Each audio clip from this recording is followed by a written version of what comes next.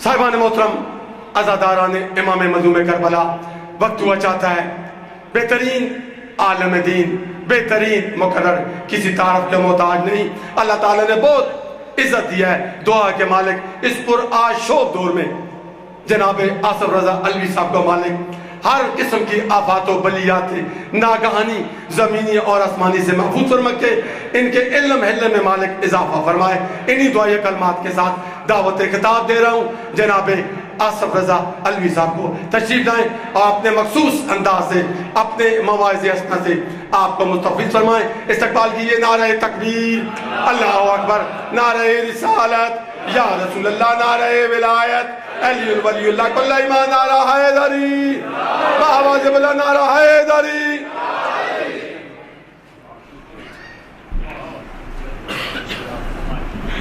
نعرہ تکبیر، اللہ اکبر، رسالت، یا رسول اللہ، ایمان، نعرہ حیدری،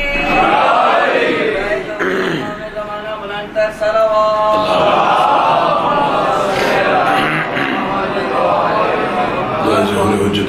بسم اللہ الرحمن الرحیم، اللہم کل ولیک الحجۃ بن الحسن علیہ السلام، صلواتک علیہ وعلی آبائہ فی هذه الساعة وفی کل ساعة، ولیا وحافظا وقائدا وناصرا ودلیلا وعینا حتی تسکنہ وارزق طاعا وتمتعہ فیہا طویلا، یا رب محمد وآل محمد صلی علی محمد وآل محمد وعجل فرج آل محمد، یا سیدتی ادرکنی، یا مولاتی ادرکنی بحق ابو الفضل العباس علیہ السلام، اللہم صلی علی محمد وآل محمد۔ بسم اللہ الرحمن الرحیم، الحمدللہ رب العالمین، اللہم ایاک نعبد و ایاک نستعین، الصلاۃ والسلام بالتحیۃ والاکرام علی سید اسلم فی الوجود، صاحب دائرۃ الوجود و صاحب المقام المحمود، صاحب الوقار والسکینہ المدفون بالارض المدینہ، صاحب کوكب الدری و صاحب اللواء الحمد، ثم الصلاۃ والسلام علی سیدنا و سندنا و حبیبنا و شفیع ذنوبنا و طبیب قلوبنا ابی القاسم محمد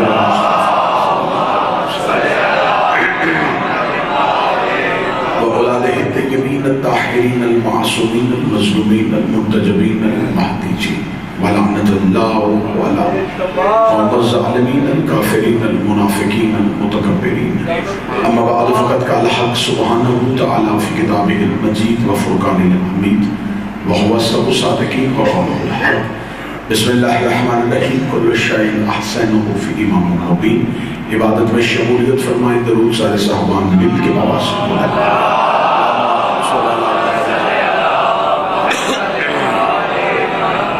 دعائے کہ آل محمد کا عظیم خالق ہماری عظیم ترین عبادت کو اپنی بارگاہ میں شریف قبول کرے۔ انجمن جان سالانہ اون محمد کہ جن نوجوانوں نے آج کی یہ عشق کی نماز کا مصلی بچھایا ہے، میرا مالک ان کے اس عشق کو اپنی بارگاہ میں قبول کرے۔ جتنے بھی نمازی ناطق قرآن کا ذکر سننے کے لیے آئے ہیں، میرا مالک اس ذکر میں بیٹھنا قبول فرمائے۔ جو حاجات اپنے دلوں میں لے کے بیٹھے ہیں، ان میں سے جو ہمارے حق میں بہتر ہے، میرا مالک آل رسول کے حق کا واسطہ وہ قبول فرمائے۔ جن مومنین نے میرے ذمہ دعائیں لگائی ہیں، میرے مالک آپ دعاؤں کو سب سے بہتر جانتے ہیں، وہ دعائیں قبول و منظور فرمائے۔ اس وقت تک کسی علی ولی اللہ پڑھنے والے کو موت نہ آئے جب تک مالک حسین کے نوری محل کی زیارت نصیب نہ ہو۔ حجت دوران ضرورت زمانہ وارث خانہ پروردگار رہبر معظم سرکار حضرت ولی العصر بقیت اللہ العظم کے ظہور پر نور میں تعجیل فرمائے۔ ہمارے ان گناہوں کو معاف فرمائے جو ہمارے اور مالک کے درمیان دوری کی وجہ ہے۔ میرا مالک ہماری آنکھوں کو روشنی دے کہ ہم یوسف زہرا کی زیارت کر سکیں۔ دعاؤں کو قبولیت تک پہنچائیں، درود سارے صحابان مل کے بابا سے بلند پڑھیں۔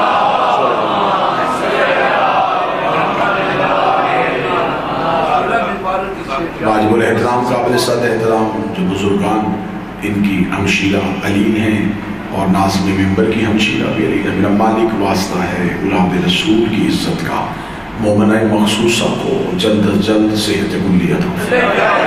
اجازت ہے ذکر کی تلاوت کی وجہ سے آج کی یہ مجلس، آج کا یہ ہمارا بیٹھنا منسوب ہے اس شہنشاہ معظم کی ذات کے ساتھ جسے دشمن بھی سادی کہہ کے بلاتے ہیں۔ اس سے بڑھ کے اس مذہب کی حقانیت کیا ہوگی کہ جس امام کی ہم پیروی کرتے ہیں اسے دشمن نے بھی بلایا تو سادی کہہ کے بلایا۔ اور یہ امتیاز میری قوم کا حصہ تھا اور حصہ رہے گا۔ لوگوں کے پاس صدیق ہے، ہمارے پاس صادق ہے۔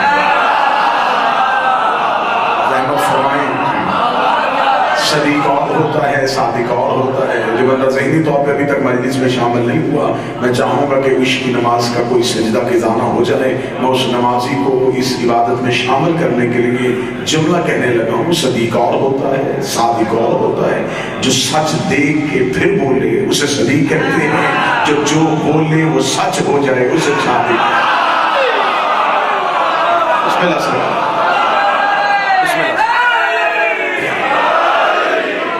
جو پہلے سچ کو دیکھے اور پھر بولے وہ صدیق، اور جو بولے وہ سچ۔ سچ جس کی زبان پہ آنے کے لیے ترسے اسے صادق ہے۔ یہ لقب پہلی بار نہیں آیا، یہ 14 میں پہلے بھی ایک بار آ چکا۔ سب سے پہلے مصطفیٰ کو بھی صادق کہتے ہیں، چھٹے بادشاہ کو بھی صادق کہتے ہیں۔ وہ بھی صادق ہیں، یہ بھی صادق ہیں، ان کی صداقت میں بھی کوئی شک نہیں، ان کی صداقت میں بھی کوئی شک نہیں۔ وہ صادق اول ہیں، یہ صادق ثانی ہے۔ فرق صرف اتنا تھا، جسے مکے کے کافر صادق کہیں اسے مصطفیٰ کہتے ہیں، اور جسے سارے ہی صادق کہہ کے بلائیں اسے جعفر صادق۔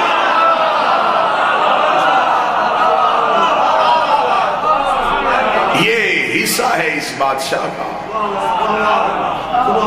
اسے صادق کہا۔ بندے ہم اللہ کے ہیں، امتی ہم رسول کے ہیں، پڑھتے ہم علی ولی اللہ ہیں، ماتم ہم حسین کا کرتے ہیں، کہلواتے جعفری ہیں۔ آواز ایک جگہ پہ کر دیں پھر بعد میں چھوڑ، آواز ایک جگہ پہ کر دینا پھر بعد میں چھوڑ۔ میں جملہ پھر دوہراتا ہوں، بندے ہم اللہ کے، یہ گونج بند کر دیں، امتی ہم نبی کے ہیں، پڑھتے ہم علی ولی اللہ ہیں، ماتم ہم حسین کا کرتے ہیں، کہلواتے ہم جعفری ہیں۔ اتک میں بہترین خطابت سنی جاتی، خوشامد کرنے والے پہ 14 کی لعنت۔ مجھے ممبر کی عزت ہی قسم، جتنا بہترین خطابت کی رموز کو آپ سمجھتے ہیں۔ اب میں جملہ اپنی طرف سے نہیں، یہ جملہ ہے خطیب آل محمد قبلہ عز حسن زیدی کا، جو اشارے اور کنائے سے گفتگو کیا کرتے تھے۔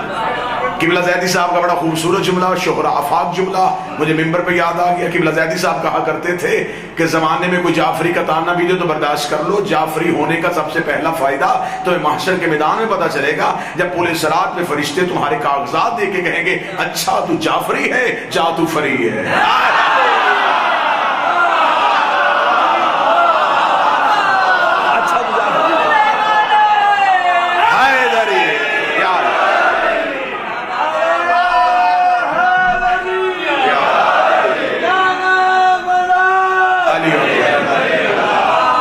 بسم اللہ سے فرشتے نامہ اعمال دے کے کہیں گے کہ اچھا تو جعفری ہے، پھر جا تو فری ہے۔ یہ مذہب مخصوص ہو گیا جعفری۔ یہ تو ہم دنیا میں مذہب اسلام کے باقی فقہوں کے مقابلے پہ ہم اسے فقہ جعفریہ کہتے ہیں، ورنہ حق یہ بنتا ہے کہ اسے فقہ جعفریہ نہ کہا جائے، یہ مذہب جعفریہ۔ چلے میں جملہ بہتر کر کے اور آسان کر کے پڑھتا ہوں۔ دین محمد کے جدید نام کو جعفری کہتے ہیں، یہ مکمل دین اسلام ہے۔ دین اسلام ہی کے بہترین نام کو جعفری کہتے ہیں۔ یہ وہ بادشاہ ہے، یہ وہ امام ہے جس نے علم کے سمندر بہائے۔ آج اس وقت دنیا میں جتنے علوم اور جتنے فنون مروج، جتنے بھی علوم دنیا میں رائج ہیں، اگر ان کی کڑی کے ساتھ کڑی ملاؤ اور پیچھے چلتے جاؤ تو وہ یا اس مولا کے کسی شاگرد نے اخذ کی ہے یا پھر شاگرد کے شاگرد نے اخذ کی۔ ہر علم کے سینے کو کھول دیا۔ رسول مکے کے کافروں سے اللہ منوایا، بڑا مشکل کام تھا، بہت مشکل کام تھا۔ رسول زمانے جہالت میں نہیں، زمانے جہلیت میں۔ جہالت اور ہے، جہلیت اور۔ کسی چیز کو جان کے اس کا انکار کر دینا یہ جہالت ہے، اور کسی چیز کو جاننا بھی نہ ہو اسے جہلیت کہتے ہیں۔ وہ بندے اللہ کو جان کے اللہ کا انکار نہیں کر رہے تھے، وہ جانتے ہی نہیں تھے کہ کوئی اللہ ہے۔ ایسی انسانیت کی اثر نو تعمیر کرنا، ایسی انسانیت کے دماغوں کو صاف کرنا، نفوس کو پاک کرنا، تزکیہ نفس کرنا، وحشیوں کو انسان بنانا، پھر انسان کو مسلمان بنانا، پھر مسلمان کو سلمان بنانا۔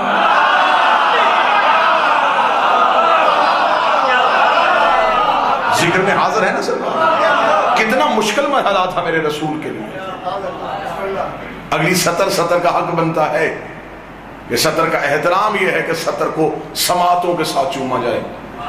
کتنا مشکل تھا میرے رسول کے لیے عرب کے اس معاشرے میں دین پھیلانا جو بیٹی کو زندہ دفن کرتے تھے، نبی ان کے سامنے بیٹی کے احترام میں اٹھ کے کھڑے ہوئے۔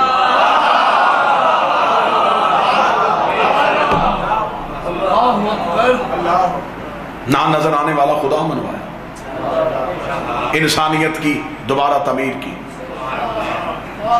انسانیت کو درندوں سے نکال کے دوبارہ، حیوانیت سے نکال کے دوبارہ انسانیت کی معراج پہ پہنچا۔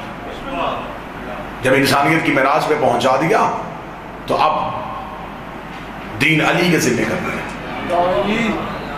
علی نے اسی انسانیت کے سامنے علم کی گرہیں کھولنی شروع کر دی۔ جسے رسول نے مسلمان کیا تھا علی نے اسے پڑھا لکھا کر دیا۔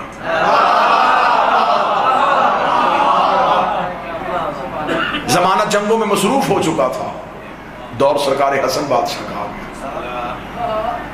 حسن نے انسانیت کو سکھا دیا صرف میدان میں لڑنا ہی جہاد نہیں، تدبر کے ساتھ بھی لڑا جا سکتا۔ اسلام کا ایک نیا دور آ گیا اور اسلام کو ایک مدبرانہ قیادت سامنے۔ دور حسن گزر رہا تھا، یہاں حسین بادشاہ نے کہا کہ ظالم بادشاہ کے سامنے قیام واجب ہوتا ہے، ظلم کے سامنے جھکا نہیں جاتا، ظلم کا مقابلہ کیا جاتا۔ اکثریت سے ڈرا نہیں کرتے، حق پہ ہو کے سیسا پلائی دیوار بناتے۔ امام حسین نے دنیا کو حق اور باطل کی فرق اور تمیز سکھائی۔ موضوع پسند ہے کہ نہیں پسند؟ میں تھوڑی تمہید آپ کے ذہنوں میں رکھ رہا ہوں۔ بادشاہ حسین نے بتایا کہ حق اور باطل کا فرق کیا ہے۔ زمانہ حکومتوں کے فرق میں الجھ گیا تھا اور اللہ کی عبادت سے محروم ہو رہا تھا، یا سجاد نے مصلی بچھایا، ہائے ہائے روٹھی ہوئی انسانیت کو بارگاہ ربوبیت میں لا کے کھڑا کر دیا۔ ڈرے ہوئے انسان کو اس سے گفتگو کرنے کا ہنر سکھایا۔ اگلی سطر کہوں گا، نمازی اور وظائف کرنے والے اور صحیفہ کامل اور صحیفہ سجادیہ کی تلاوت کرنے والے اس جملے کی قدر کریں گے۔ خدا کے چھپے ہوئے ناموں کو سجاد نے ظاہر کیا، زمانے کو بتایا کہ اس نام سے پکارو تو وہ جلدی سنے گا۔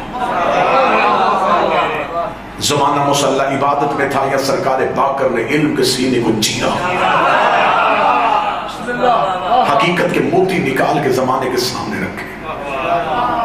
زمانہ ابھی وہ موتی چن رہا تھا، یا جعفر صادق نے مدینے کی مسجد کو اسلامی یونیورسٹی کا درجہ دیا۔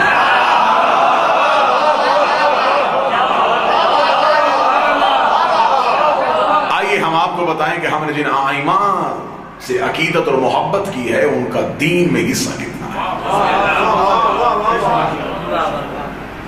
ہمارا مذہب جعفری ہے، اور بڑا باریک اور لطیف اشارہ کرنے لگا ہوں، اور میرا خیال ہے کہ 70% لوگ شاید اس اشارے کو نہ سمجھیں، جو 30% سمجھے میں شکریہ ادا کروں گا۔ ہمارا مذہب جعفری ہے، ہمیں فخر ہے، ہمارا مذہب کسی شہر کے نام سے مشہور نہیں ہے۔ زندہ باد مذہب شیعہ، زندہ باد، میری قوم کا حافظہ زندہ باد۔ آواز بالکل دبا دی ہے، بالکل دب گئی ہے۔ ہمارے مذہب کا نام کسی ہندوستان کے شہر کی وجہ سے، ہمارا مذہب اپنے امام کے نام۔ کتنا ڈرا ہوا ہے مسلمان کہ ہمارا مقابلہ علم کے ذریعے کرنے کے لیے تیار ہے، لیکن اپنے مسلک کو اپنے امام کے نام سے پکارنے کے لیے تیار نہیں۔ سرکار صادق نے مدینے کی مسجد کو اسلامک یونیورسٹی کا درجہ دے دیا۔ دور بڑا حسین تھا، بنی امیہ اور بنی عباس آپس میں لڑ رہے تھے، امامت کو علم سکھانے کا موقع مل گیا۔ امام نے مدینے کی مسجد کو درسگاہ بنایا اور کہا کہ اعلان کر دو، جو پڑھنا چاہتا ہے آئے، کلمہ شرط نہیں۔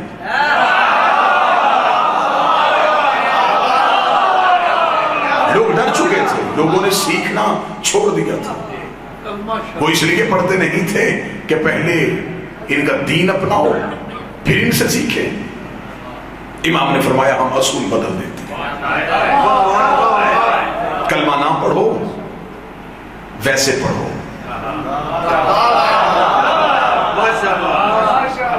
اللہ کے سامنے سر نہ جھکاؤ، علم کے سامنے جھکو۔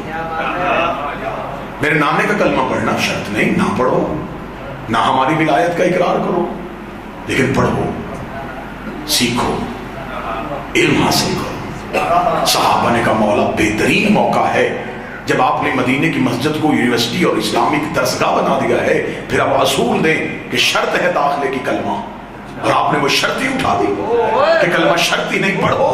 اب یہ جملہ نہیں ہے، یہ میرے قوم کی، میرے مذہب کی بنیاد ہے، اور یہ میرے مذہب کا اصول ہے۔ امام نے صحابہ سے کہا جو میں نے کہہ دیا سو کہہ دیا، لوگوں کو پڑھنے دو، جتنا یہ علم کے قریب آئیں گے اتنا یہ اہل بیت کے قریب۔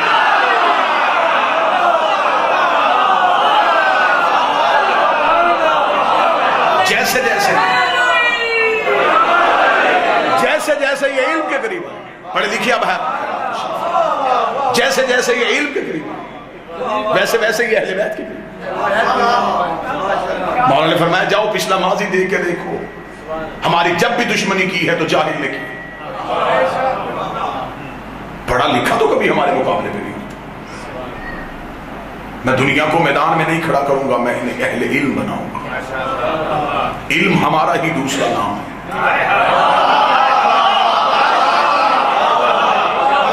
علم کو ماننا ہمیں ماننا ہے، اور آج اسی اصول کو آج امپلیمنٹ کر کے دیکھو، اسی قاعدے قانون کو آج لاگو کرو۔ جو پڑھنا شروع کر دیتا ہے وہ انہیں ماننا شروع کر دیتا ہے۔ آج یہ کہ 2018 جب تک بندہ سنتا ہے تب تک وہ انہیں نہیں مانتا۔ پھر اس سے پوچھو مجلس میں کیوں نہیں جاتا؟ میں نے سنا ہے کہ صحابہ کو گالیاں دیتے، میں نے سنا ہے کہ وہ گھوڑے کی پوجا کرتے، میں نے سنا ہے۔ جب تک وہ سنتا ہے تب تک اسے اہل بیت سمجھ، اور جب وہ پڑھنا شروع کر دیتا ہے وہ ان کے قریب آنا شروع کر دیتا ہے۔ آپ ہمارے ممبر کے جلیل القدر مناظرین کو دیکھ لیجیے۔ اس ممبر کے قبلہ مبلغ اعظم مولانا اسماعیل سابقہ دیوبند، تاج الدین حیدری ان درسگاہوں سے پڑھے۔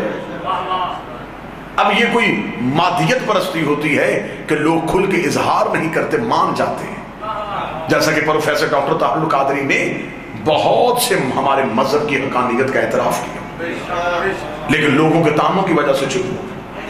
اور پچھلے ہی دنوں پہ ابھی تک وہ کلپ وائرل ہو چکا ہے، اور وہ آپ کے موبائلز میں ہوگا، کہ بہت بڑے تبلیغی جماعت کے سربراہ مولانا طارق جمیل نے میرے شہر کے، میں بڑی عزت کے ساتھ نام لے رہا ہوں، انہوں نے اپنی ایک محفل میں بیٹھے ہوئے کہا، انہوں نے کہا یہاں کوئی شیعہ تو نہیں بیٹھا، لیکن تمہیں سچ بتاؤں علی صحابی نہیں، علی مولا ہے۔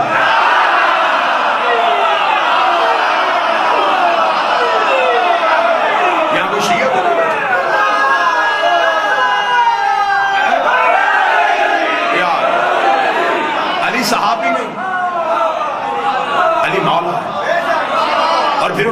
جملہ جو تھا، میں اور ریکارڈ کہہ رہا ہوں، ان کا اگلا جملہ تھا کہ مولا دوست کے معنی میں نہیں، سردار کے معنی میں ہے، دوست کے معنی میں نہیں، سردار کے معنی میں ہے۔ اور اگلا جملہ میں منبر آل محمد سے شیعہ قوم کی نوجوان نسل کا نمائندہ خطیب ہونے کی حیثیت سے اپنے دونوں ہاتھوں سے مولانا طارق جمیل کو سیلوٹ کرتا ہوں کہ آپ نے بہت بڑا جملہ کہہ دیا۔ فضائل علی پڑھنے کے بعد وہ تھوڑی دیر کے لیے خاموش ہوئے، خاموش ہونے کے بعد کہہ رہے جب سے میں نے علی کا ذکر شروع کیا ہے چہرے کیوں بگڑنے شروع ہو گئے، چہرے کیوں اترنے شروع ہو گئے ہیں، چہروں کو پریشانی میں دیکھ رہا ہوں۔ یہ جملہ کہہ کے مولانا طارق جمیل نے نبی کی حدیث پہ مہر تصدیق ثبت کر دی کہ جہاں بھی منافق پہچان نہ ہو علی کے فضائل پڑھنے شروع۔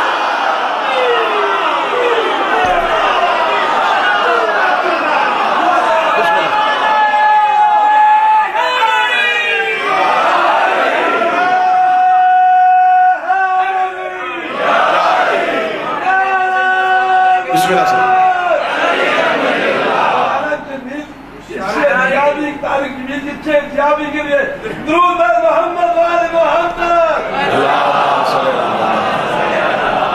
مہربانی مہربانی۔ اب آپ گلے کو آواز کو سکتے یاد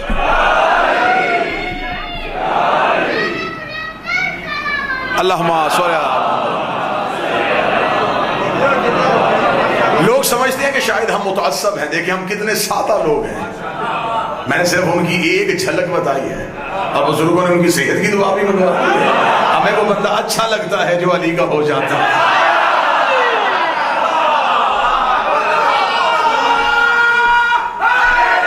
یار یہیں سے دنیا ہمیں پہچان لے ہماری دوستی کا معیار کیا ہے، یہی سے دنیا ہمیں پہچان لے کہ ہماری دشمنی کا معیار کیا ہے۔ ہماری دوستی علی کی وجہ سے، ہماری دشمنی علی کی وجہ سے۔ میرے پانچویں امام نے میس میں تمار کے بیٹے یعقوب سے کہا، یعقوب نے کہا مولا کوئی وصیت کیجئے۔ امام نے کہا یعقوب یاد رکھ علی کے دوست کو دوست رکھ چاہے وہ تیرے باپ کا قاتل ہی کیوں نہ ہو، اور علی کے دشمن سے دشمنی کر چاہے وہ تیرا باپ ہی کیوں نہ ہو۔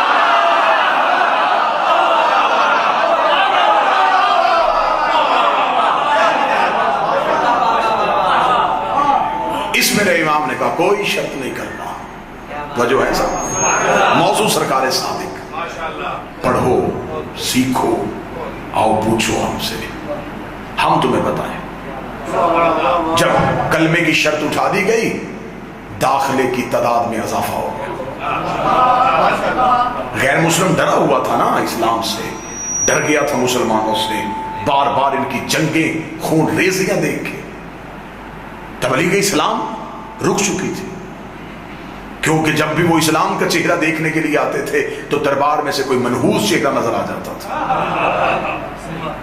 اسلام کے لبادے کے اندر ظلم چھپ گیا تھا، تیزی کے ساتھ شدت کے ساتھ اسلام کے خلاف نفرت پھیلنی شروع ہو گئی تھی۔ امام نے تدبر اس مولا نے اپنائی، فرمایا بغیر کلمے کے سیکھو۔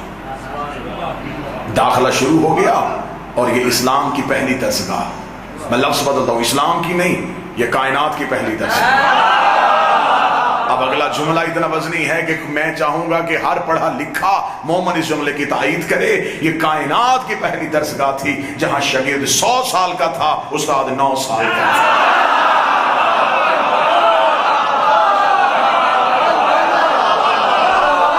بہت بڑے بڑے سامنے گھٹنے ٹیک کے بیٹھے،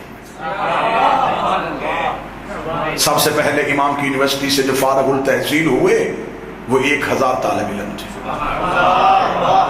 کیا کہنے ان 1000 طالب علموں کے، جن میں ابو بصیر تھا، جن میں ابو حمزہ تھا۔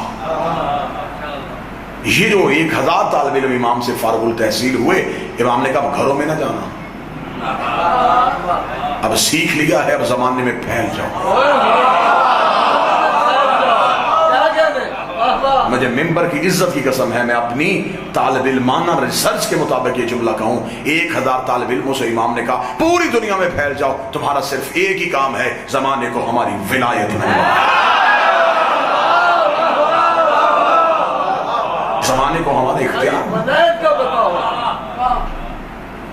اب داخلہ شروع ہے اور سامنے بیٹھے ہوئے گھٹنے ٹیک کے بیٹھے، یہ نہیں ہو رہا کہ علیحدہ کلاسز ہو رہی ہیں کہ پہلے فقہ پڑھائی جا رہی ہے، اس کے بعد دورہ حدیث ہے، اس کے بعد تفسیر کا لیکچر ہے. نہیں، شاگرد سامنے بیٹھ جاتے اور استاد ممبر پہ بیٹھ کے ان کے دلوں کے اندر جھانکتے. جس کے سینے میں جس علم سے محبت ہوتی تھی، امام اس کی آنکھ میں آنکھ ڈال کے اس علم کی گرہ کھولنے کے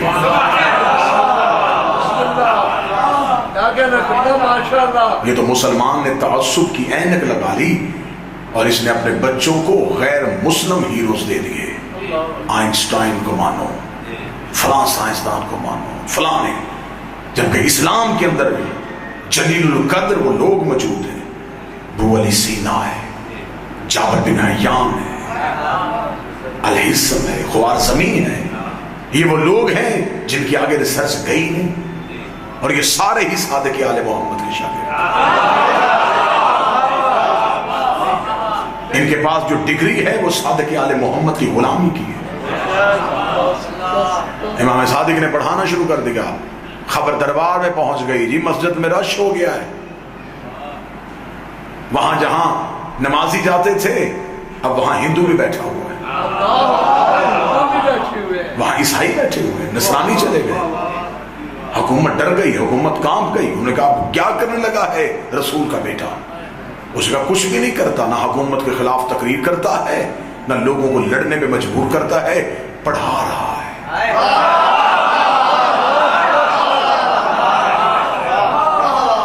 اس نے کہا وہ اگر پڑھا رہا ہے تو بس ٹھیک ہے، جس کام پہ وہ لگا اسے لگا رہنے دو، ہمیں اس کے پڑھانے سے کیا ہے؟ جب حکومت کے خلاف قیام کرے گا ہم تلوار لے کے میدان میں آ جائیں گے. حکومت کو تو نہیں للکار رہا. ساتھ بیٹھے مشیروں نے کہا عقل کے ناخن ہوش کر، تو کہہ رہا وہ صرف پڑھا رہا ہے. وہ جتنے شاگردوں کو یہاں سے فارغ کرتا ہے وہ پورے زمانے میں پھیل جاتے ہیں، لوگوں کو جا کے کریا کریا، نگر نگر، قبیلے قبیلے، بستی بستی، جھونپڑیوں میں جا کے لوگوں کو علم سکھا رہے ہیں. اور لوگ ان سے پوچھتے ہیں اتنی نئی بات کہاں سے سن کے آیا ہے؟ وہ کہتے کالا صادق، کالا صادق، کالا صادق.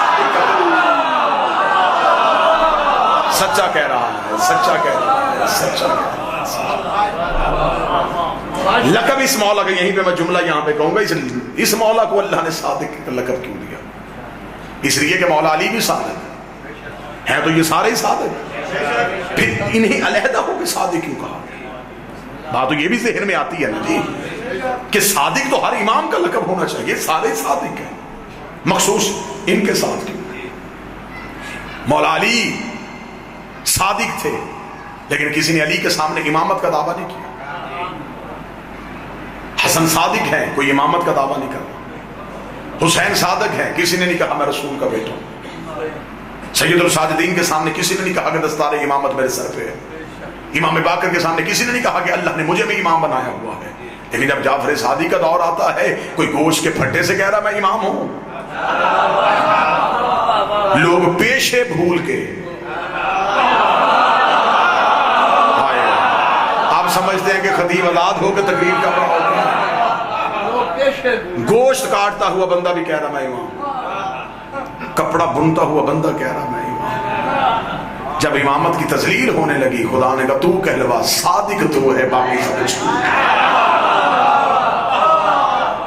صرف صادق ہے تو زہرا کا بیٹا. حاکم نے کہا تو پھر اس کا مطلب ہے وہ پڑھا رہا ہے تو پھر ہم کیا کریں؟ اس نے کہا کوئی تدبیر تو سوچ. اب جاہلوں کی ہاں امامت کا مقابلہ جب یہ کرتے ہیں تو یہ جاہو جلال کے ساتھ کرتے ہیں، لشکر روب کے ساتھ کرتے ہیں، دولت و حشمت کے ساتھ کرتے ہیں.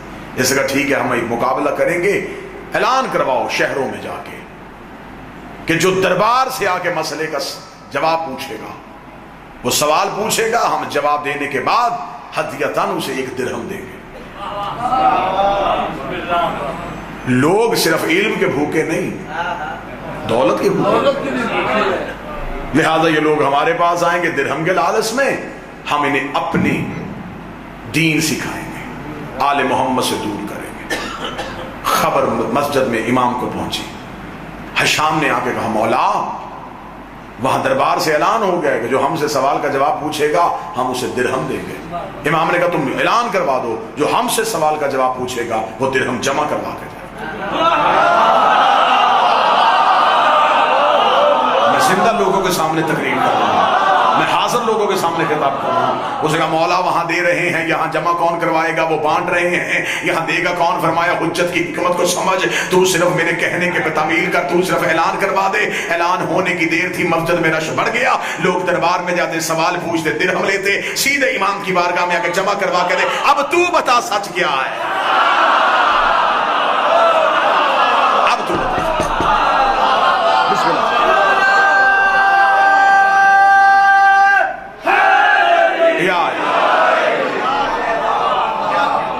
خزانے خالی ہونے شروع ہو گئے, علم پھیل گیا. اور یہ کلیہ اور قانون ہے, علم کا کوئی بند نہیں ہوتا. علم کو کہیں سے روکو, علم اپنا رستہ خود بنا لیتا.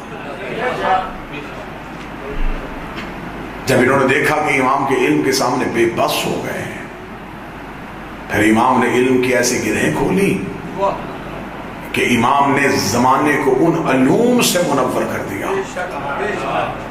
میں آج بھی 15 شوال کی مناسبت کے حوالے سے اپنی قوم کی نوجوان نسل کو پیغام دوں گا, زمانے سے مقابلہ کرنا چاہتے ہو تو علم کے میدان میں اپنا قد بڑھاؤ, تعلیم کے میدان میں اپنا قد بڑھاؤ. یہ تمہارا ورثہ ہے جو تم سے دشمن چھین رہا ہے. دشمن کو یہ موقع نہ دو کہ تمہاری میراث لے کے چلا جائے. میدان علم میں اپنا قد بڑھاؤ. جب تم تعلیم کے میدان میں ترقی کرو گے تو میں نے پھر معاشرے میں دیکھا ہے, پھر لوگ مذہب سے نفرت نہیں کرتے, علم سے محبت کرتے.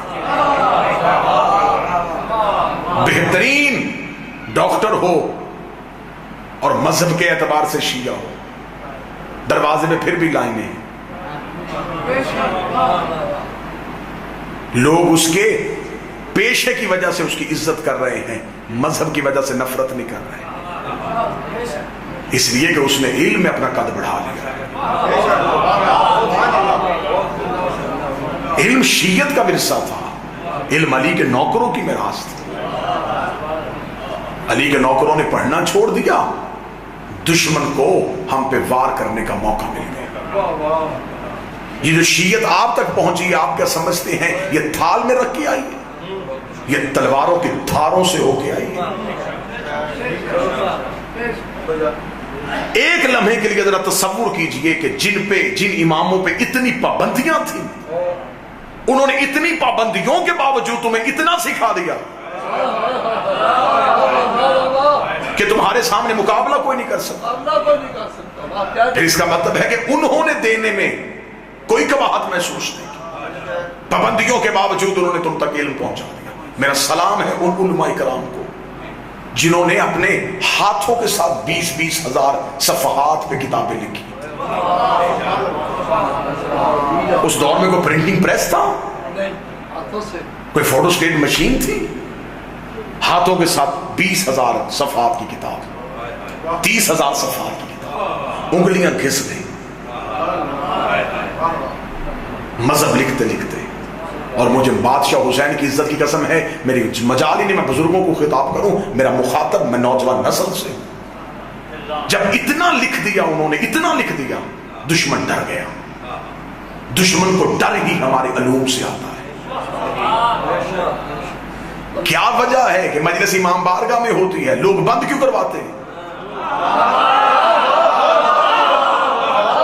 بھئی یہ امام بارگاہ حکومت سے بھیک مانگ کے تو نہیں بنایا جاتا, ہم اپنے ذاتی پیسے سے بناتے ہیں. ذاتی پیسے میں امام بارگاہ میں اپنی قوم کے سامنے ہم خطاب کرتے ہیں, پھر بھی اجازت کیوں مانگی جاتی ہے؟ صرف اسی وجہ سے کہ لوگ آج بھی تیرے قد سے نہیں ڈر رہے, تیری مجلس سے ڈر رہے ہیں.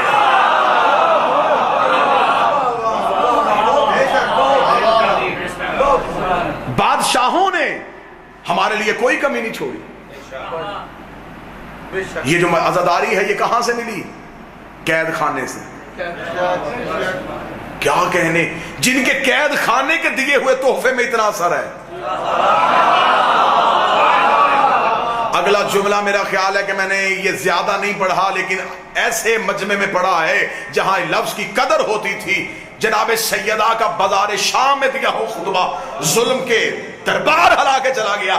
جس بی بی کے بدے ہاتھوں کے خطبے میں اتنا اثر تھا، اس کی قرآن کی تفسیر آتی تو امامت کی کیا حالت ہو سکتی.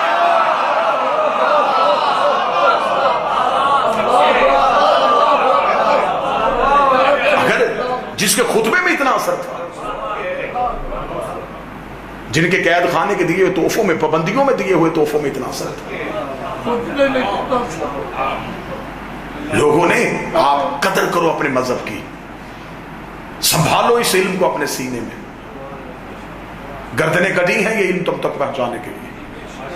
دریائے دجلہ کا پانی کالا ہو گیا تھا مذہب شیعہ کی کتابوں کی وجہ سے.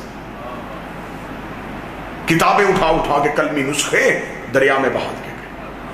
400 کتاب تھی میرے مذہب کی، ضخیم ترین ضخیم کتاب، جس کے اندر مجموعے تھے آئمہ کی حدیث کے، جو مولا کے نوکر سینوں کے ساتھ. آج کتنی آزادی ہے تمہیں کہ میں چاہوں تو میں 3 گھنٹے بھی تقریر کروں، مجھے کوئی نہیں روکے. شیعت کانوں میں سرگوشیاں کر کے پہنچی ہے. 300 میل کا سفر کرتے تھے اس دور کے شیعہ دوسرے شیعہ سے ملنے کے لیے.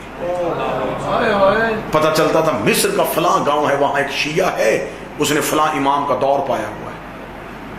300 میل سفر کر کے اس کے پاس جا کے رات کی تاریکی میں اسے جنگل میں لے جا کے کہتے تھے آہستہ سے مجھے کوئی حدیث سنا.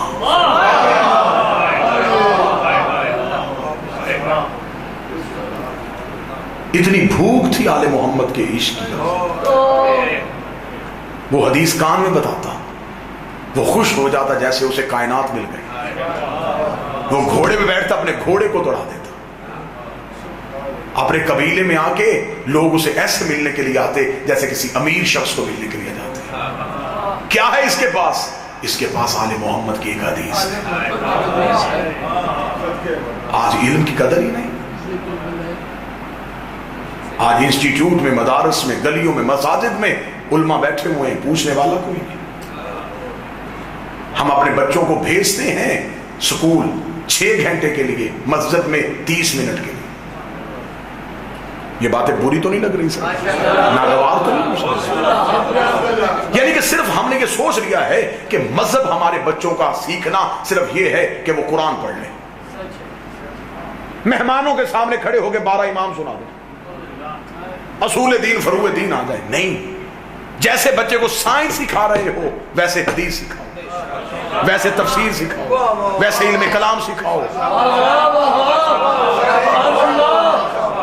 بڑے فخر سے کہہ دیتے ہو کہ میرے بچے کی کیمسٹری بڑی اچھی ہے، اتنے ہی فخر سے یہ کہو کہ میرا بچہ علم تفسیر کا بڑا ماہر ہے.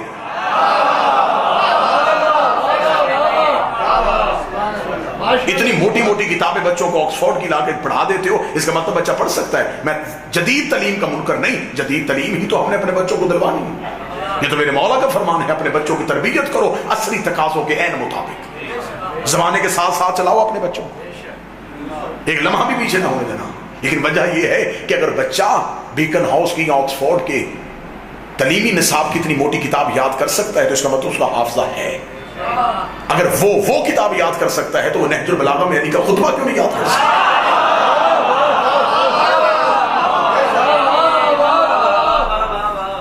ہمارا کام ہی یہ ہے، مومنین کے گھر میں جاتے ہیں، مومنین عزت بخشتے ہیں، ہمیں مہمان خانوں میں بٹھاتے ہیں.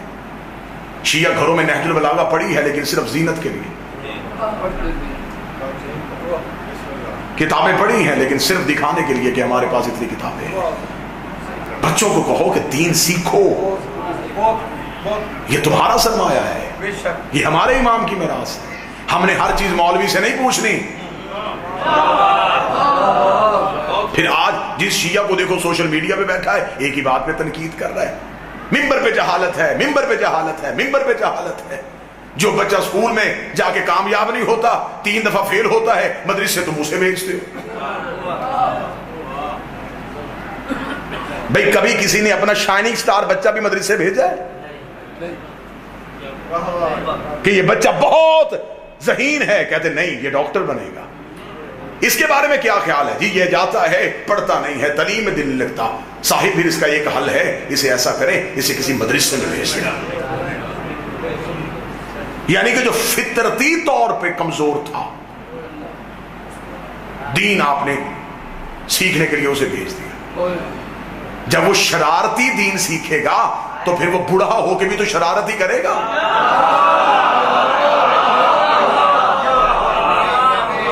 خوش آمد نہیں, میں ممبر پہ کبھی بھی کسی پہ اعتراض نہیں, کبھی کچھ نہیں. یہ ممبر صرف آل محمد کی فضیلت کے لیے. مجھے بادشاہ حسین کی عزت قسم ہے, میرے اندر ایک تکلیف ہے, ایک کرب ہے, ایک دکھ ہے. ہماری نسلیں بھی بہرا ہیں.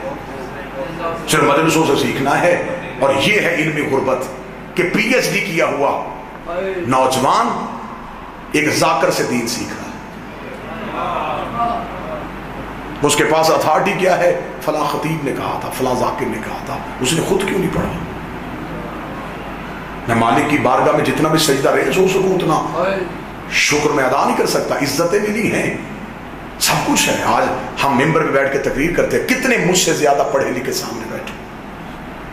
یہ عزت صرف اس لیے ہے کہ اپنا مستقبل آل محمد کے حوالے کیا. میں مدرسے میں نے داخلہ لیا تھا تو میں نے بی کام کے بعد لیا تھا.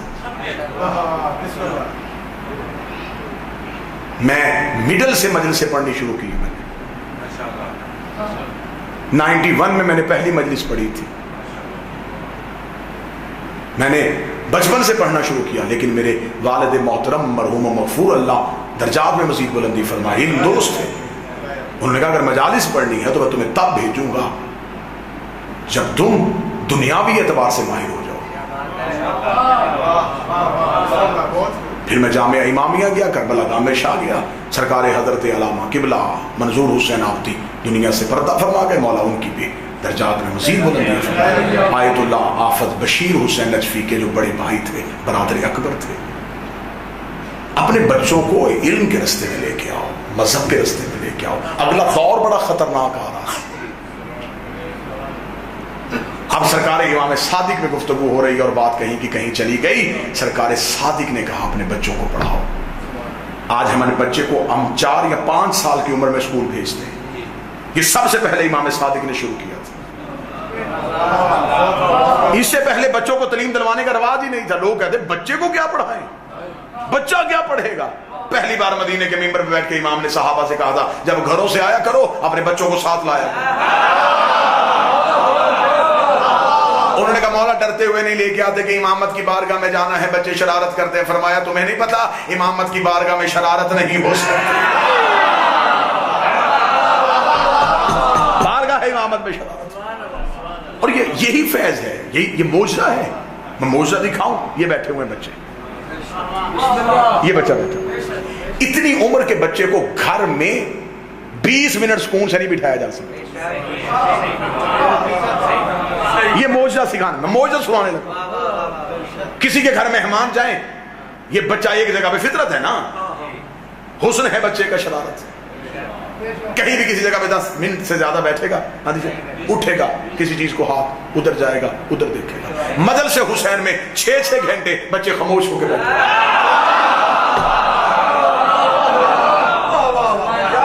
اتنا متوجہ ہو کے بچے سنتے ہیں.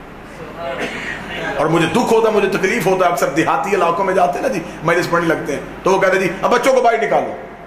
ہم فوراً ٹوکتے نا, انہیں بیٹھنے دو, انہی کے ہاتھوں میں تو ہم نے اگلی آزاداری دینی.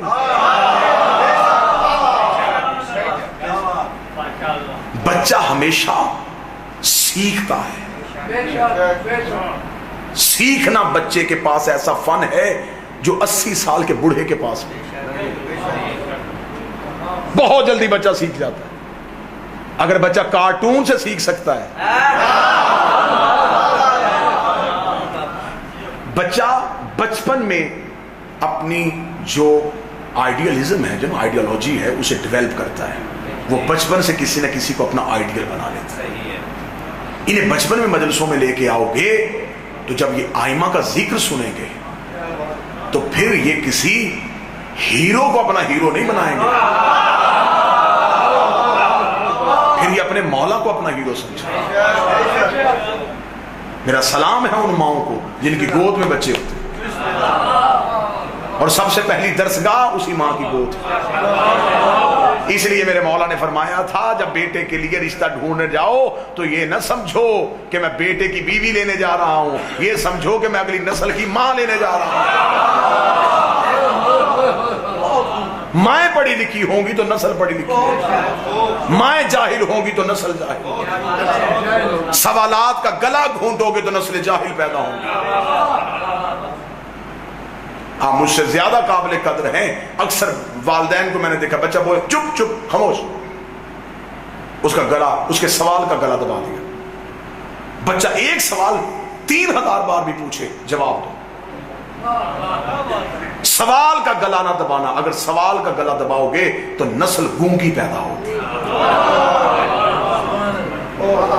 بچہ بچپن سے ڈر جائے گا، پھر وہ آخری عمر تک نہیں پوچھے گا۔ اسے پوچھنے دو۔ سرکار صادق نے کہا بچوں کو ساتھ لے کے آئے، صحابہ بچوں کو ساتھ لے کے آنا شروع ہو گئے، اور لوگ ایک دوسرے کو کہتے تھے امام کہہ رہے بچے، یہ بچے امام کا خطبہ کیسے سنیں گے؟ امام نے بچوں کی علیحدہ کلاسز رکھ لی، والدین کو کہا تم چلے جاؤ، انہیں میرے پاس چھوڑ جاؤ، یہ ہے میرے مذہب کا، یہ ہے میرے بادشاہوں کا طریقہ کار۔ امام پہلے ممبر پہ بیٹھ کے خطبہ دیتے تھے، جب والدین کو باہر بھیجتے پھر امام بچوں کے ساتھ زمین پہ آ جاتا،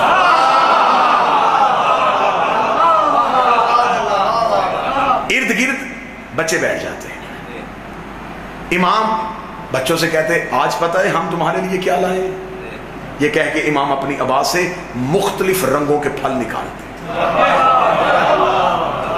امام ایک ایک بچے کے حوالے ایک ایک پھل کر دیتے، امام بچوں کو وہ پھل مختلف رنگوں کے دکھاتے۔ ایک صحابی ہے، اس نے پوچھا مولا یہ آپ کیا سکھاتے ہیں بچوں کو، پھل کھانا؟ امام نے فرمایا نہیں، بچہ رنگوں سے سیکھتا ہے۔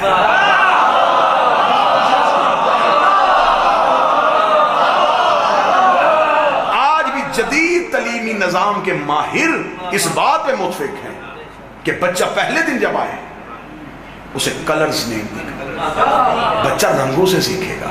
یہ سب سے پہلے قانون امام نے دیا۔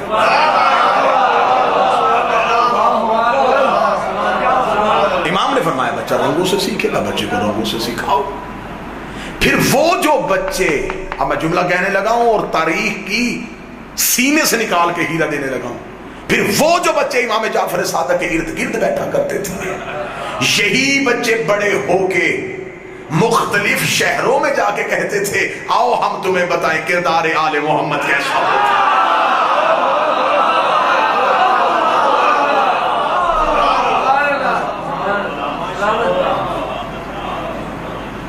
انقلاب آیا ایران میں، سرکار خمینی لے کے اپنے مکتب پہ بیٹھے ہیں، چھوٹے چھوٹے بچے سامنے بیٹھے پڑھا رہے ہیں، صحافی آ گیا، اس نے کہا آپ کہہ رہے ہیں کہ میں ایران میں اسلام لے کے آؤں گا، فوج کہاں ہے؟ فرمایا یہ بیٹھی۔ صحافی نے مسکرا کے کہا سرکار بات سمجھ میں نہیں آتی، مولانا ہیں تو پھر آپ نے ایسی بات کر دی، بچے لڑنا جانتے ہیں؟ فرمایا فکری تربیت کروں گا، نسل کی تعمیر اتنی بہتر کر دوں گا، یہی نسل بڑی ہو کے زمانے میں انقلاب دیکھیں۔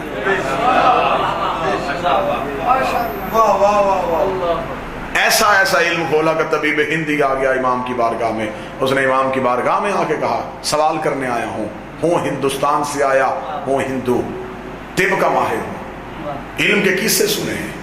امام نے کہا طب پہ سوال کرے گا؟ اس نے کہا نہیں، طب پہ کیوں سوال کروں، میں کیوں پوچھوں کہ کون سی بیماری کا علاج کس چیز میں ہے، وہ سب مجھے پتا ہے۔ امام نے کہا پھر کیا پوچھنا چاہتا ہے؟ اس نے کہا بتانا ہے، پھر بیماریوں کے علاج نہ بتا، انسان کے جسم کی ساخت بتا، انسانی باڈی کے اوپر بات کر۔ امام نے فرمایا پوچھ۔ اس نے کہا میرا سوال یہ ہے کہ انسان کی پیشانی پہ لکیریں کیوں ہیں؟ امام نے اس لیے کہ سر کا پسینہ آنکھوں میں نہ جائے، نوجوان سر اٹھانا۔ اس نے کہا مجھے بتائیے کہ آنکھ گولائی میں کیوں نہیں ہے؟ امام نے فرمایا اس لیے کہ اگر آنکھ گولائی میں ہوتی تو دوا آنکھ کو لگائی جاتی تو دوا بہہ جاتی۔ اس نے کہا مجھے بتا کہ آنکھ کا آنسو نمکین کیوں ہوتا ہے؟ امام نے فرمایا اس لیے کہ آنکھ کے اندر سفید چربی ہوتی ہے اور چربی کو محفوظ کرنے کے لیے نمک لگانا پڑتا ہے۔ ہائے ہائے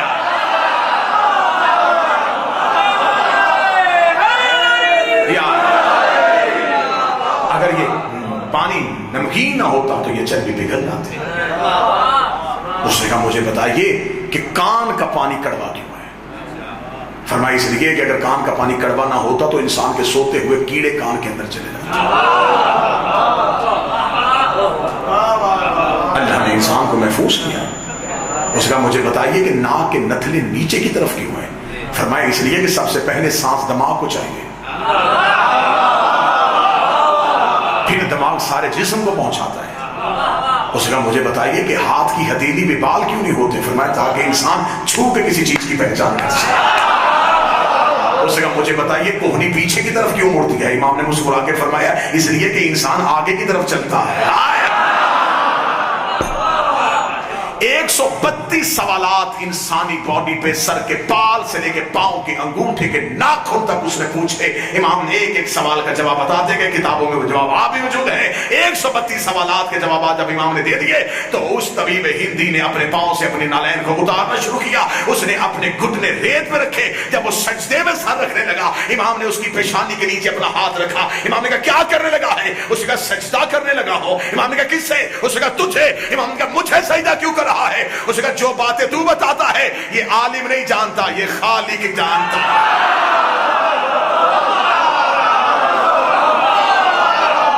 یہ تو انسان کو نہیں، یہ علم میں تو نہیں ہے، یہ تو علم میں نہیں ہے، تو یہ تو معیار خلقت میں ہے. یہ تو جس نے انسان بنا ہے یا یہ تو وہ جانتا ہے. امام نے فرمایا سجدہ ہمیں نہیں، سجدہ اسے جس نے ہمیں اس معیار علم پہ فائز کیا کہ ہم زمانے کو چیزوں کی خلقت کے بارے میں بتاتے ہیں. فزکس ہو، کیمسٹری ہو، ریاضی ہو، بایو، سینے کھولے ہیں تو اسی امام نے کھولے. ایک مجلس کافی نہیں کس امام پہ بات کی جا سکتی. اشرا ہو تو امام جعفر صادق کی ایک ایک مجلس ایک ایک علم پہ پڑھی جائے. میرے سامنے میں ایسے ایک سمندر میں اترا ہوا تھا کہ جہاں مجھے گھڑی کی سوئیوں کو اندازہ نہیں ہو سکا، ورنہ اس امام نے وہ علم کے دریا بہائے. اور اس دور میں امام کے خلاف اجتہاد ہو گیا. غیر معصوم امام کے مقابلے پہ آ گئے، امام کو نظر بند کر دیا گیا. لوگ ایک سوال کا حل پوچھنے کے لیے 3 مہینے مدینے کے باہر بیٹھے رہتے تھے.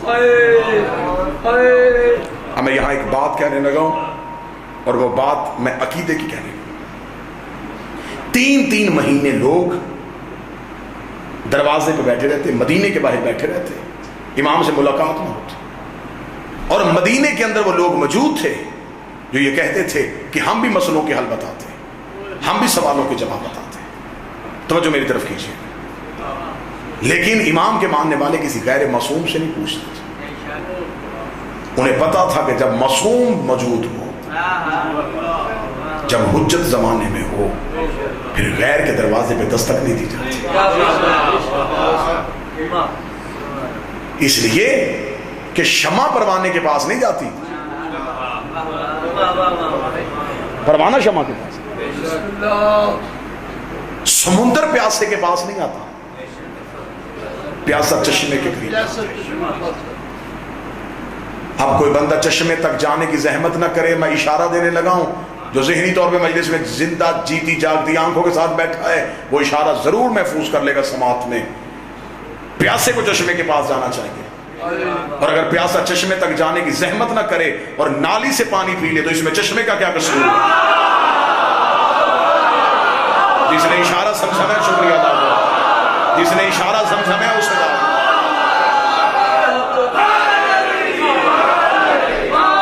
بسم اللہ سے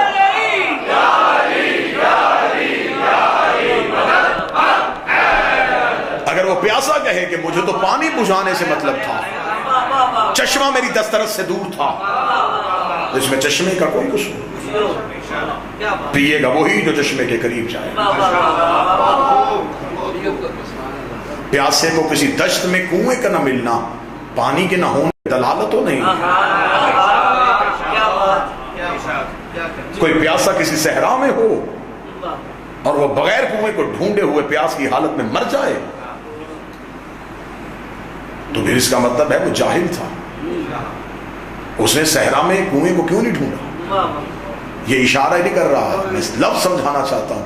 اب اشارے سمجھ گئے تو اب لفظ سمجھ لینا. جب امام زمانے میں موجود ہے پھر غیر کے سامنے ہاتھ پھیلانے کی ضرورت ہے. اب جب تم امام کو نہ ڈھونڈو گے تو پھر دنیا دار کی منتیں تو کرنی پڑیں گی نا. پھر زمانے کے امیروں کے دروازے پہ تو دستک دینی پڑے گی. تو اس میں امام کا قصور کیا ہے؟ جی امام سنتے نہیں، وہ سنتے ہیں، تجھے ان تک پہنچنے کا رستہ ہی نہیں ہے. امام ڈھونڈو، امام تلاش کرو، امام تک پہنچنے کی کوشش کرو. امام موجود ہیں، امام حاضر ہیں.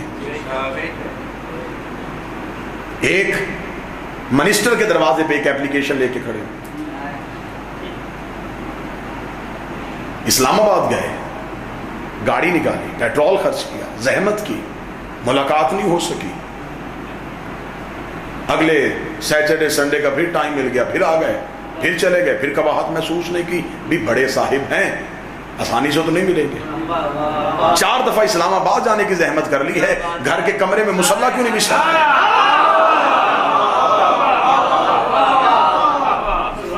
نہ جاتا اسلام آباد، گھر کے کسی کونے میں مصلی بچھا، 2 رکعت نماز ہدیہ کرتا اپنے صاحب الاصل، سجدے میں سر رکھ کے کہتا میں کوئی لاوارث ہوں،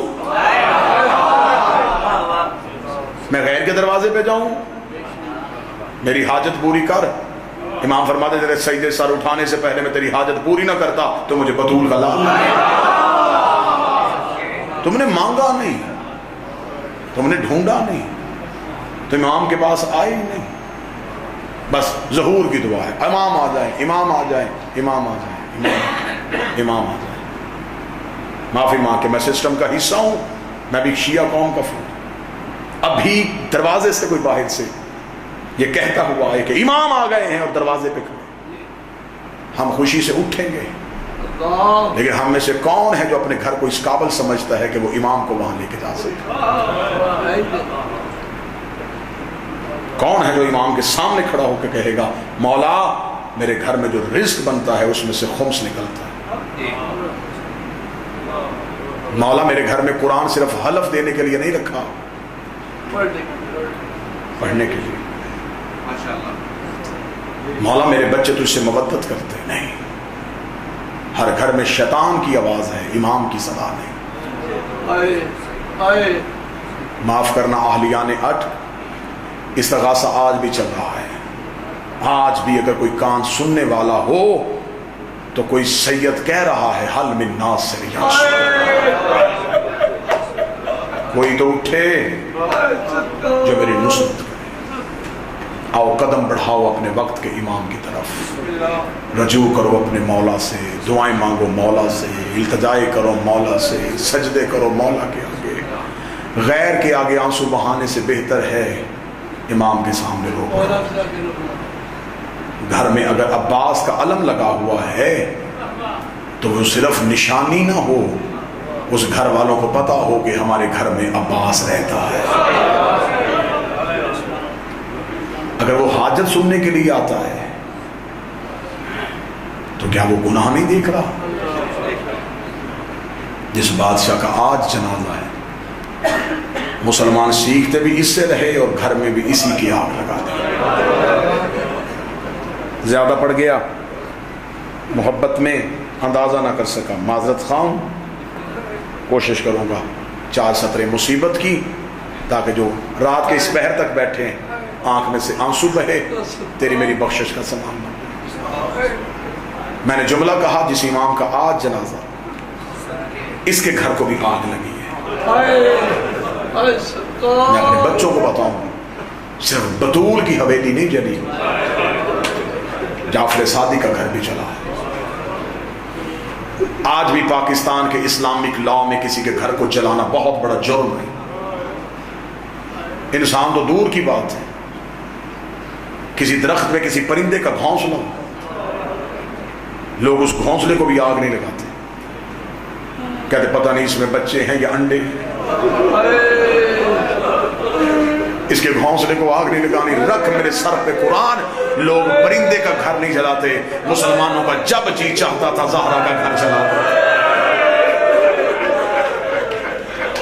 کتنی بار جلا، اگر سید مجھے معاف کرے تو میں پڑھ دیتا ہوں۔ ایک بار بطول کا گھر جلا، دوسری بار زینب کا خیمہ جلا، تیسری بار جعفر صادق کی حویلی جلی۔ جب امام جعفر صادق کے گھر کو آگ لگائی گئی ہے، کوئی سید بیٹھا ہو تو مجھے جملہ معاف کر دینا، امام کی بیٹیاں اپنے گھر میں سو رہی تھی جب انہوں نے چاروں طرف سے امام کے گھر کو آگ لگا دی ہے۔ جب چاروں طرف سے امام کے گھر کو آگ لگائی ہے تو امام کی چاروں بیٹیاں تڑپ کے اٹھی ہیں۔ چاروں بیٹیوں نے تڑپ کے منظر دیکھا ہے کہ موسیٰ کاظم اپنا امامہ اتار کے آگ کو بجھا رہے تھے، امامے سے آگ بجھا رہے تھے۔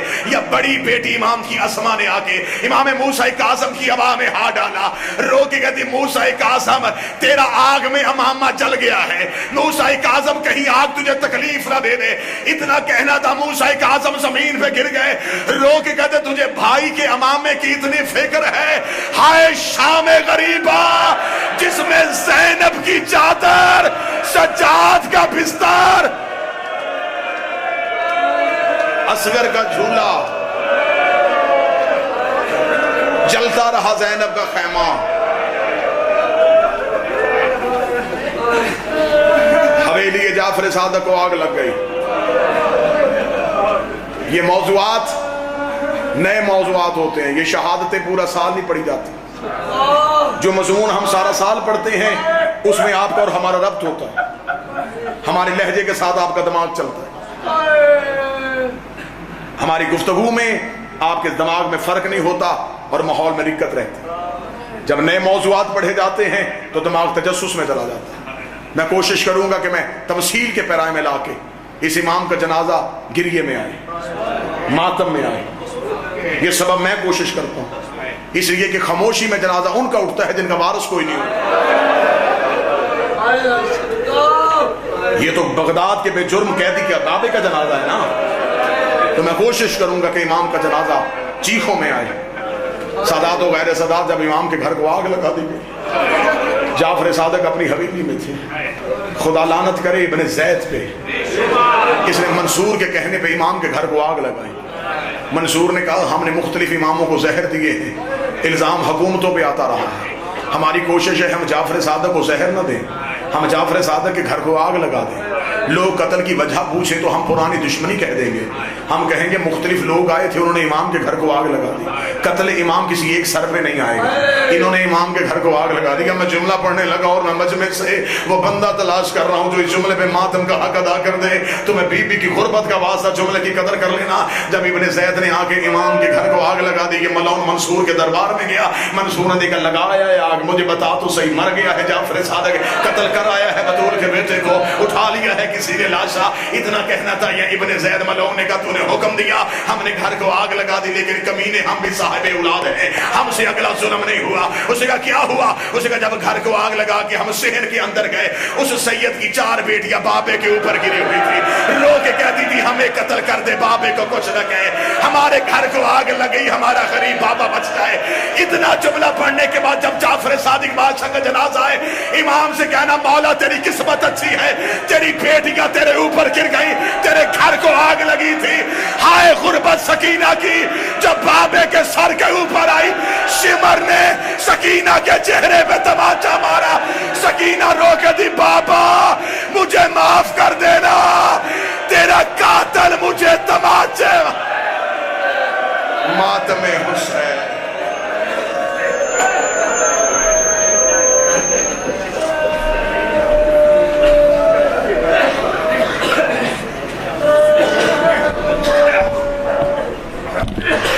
سادات لی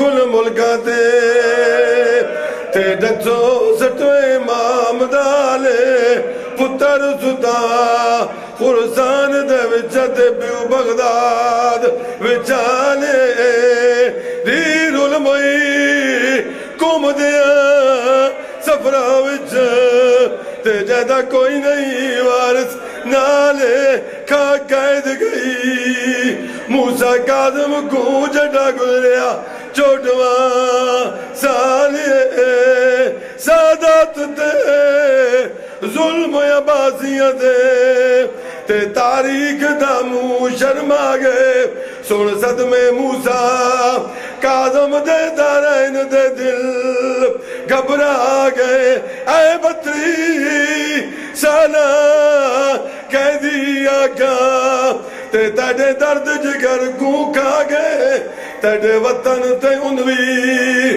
پتر انو مزدور جنا چاہ گئے